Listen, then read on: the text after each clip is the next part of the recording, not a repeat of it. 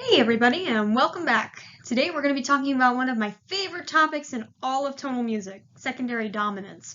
Not only do they sound amazing, but they're actually pretty neat from an analysis standpoint once you get the hang of them. But don't worry, songwriters, we're going to take a look at why we should even care about these guys before the day is out. Now, assuming that you already have a grasp on what a dominant chord is, the first thing we need to do is understand what exactly a dominant chord does. In this example, I'm using a dominant seventh chord. Let me go ahead and play it for you.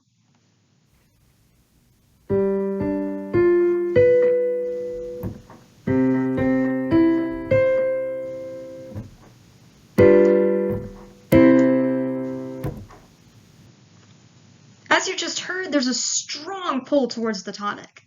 That's because there are two leading tones, B, which is the 7th scale degree, and F, which is the 4th. Does it sound old-fashioned? Well, maybe to some. This chord is a classic, and it's been referred to as the grandpa chord.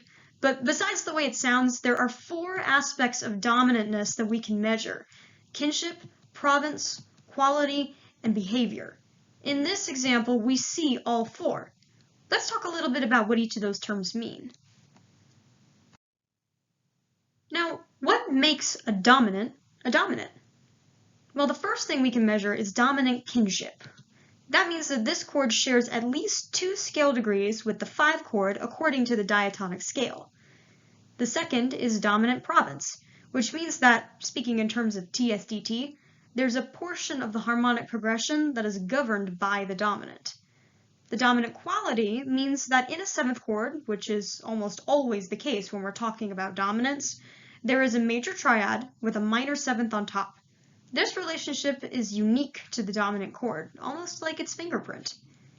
And finally, we have dominant behavior, which means that the root of the chord moves up by a 4th from lower to higher status, again thinking in TSDT, or down by a 4th from higher status to lower status. Sometimes, though, our dominant doesn't exactly work the way we think it should. Take this example. We're in the key of C, so I'll play the tonic before the progression. What do you hear? The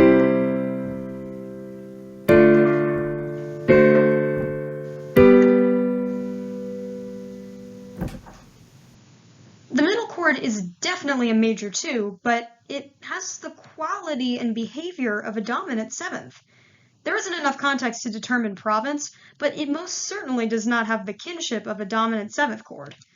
So it walks like a duck, and it talks like a duck, but is it a duck? Well, what it actually is tonicization, which is treating a chord that's not the tonic like it is. It's not the real duck, but more like a knockoff duck, an alternative duck that throws the listener for a loop. So instead of calling it a 2 major chord, we can now call it a 5-7 of 5.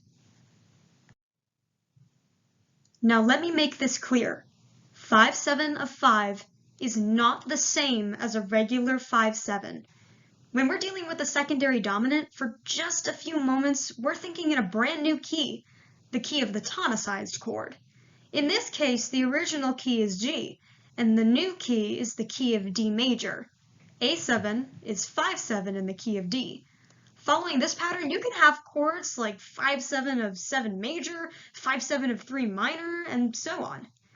Basically, the 5-7 is deserting the tonic chord for a different chord. Thinking in terms of kingdoms, it's treason. We're just determining which kind. So now the real question is, why should you care? Isn't this stuff only applicable for boring stuff like chorale texture? Well, if you look close enough, you'll find that it's everywhere, even in today's music. Take a listen to Charlie Puth's One Call Away. You can hear that the D flat goes to the F7, which then goes to the B flat minor in one of the very last choruses, and that B flat minor is definitely not the tonic. Secondary dominants in the modern day are often used for deceptive cadences and key changes. This progression also adds musical flavor to liven up a standard progression like 4, 5, 6 minor, even if it works just fine. It can also give you an extra pull towards a new tonic should you need it. And possibly the best part is that it's compatible with tons of modern day genres like jazz, gospel, pop, and more. So the next time you're writing a song, I challenge you to experiment with secondary dominants. A good way to integrate them into your music is to use a 5/7 of 6 minor to 6 minor, or in Nashville numbers, 3 major to 6 minor. Well, that concludes our discussion on secondary dominants. Thank you so much for listening, and I hope you have a blessed day.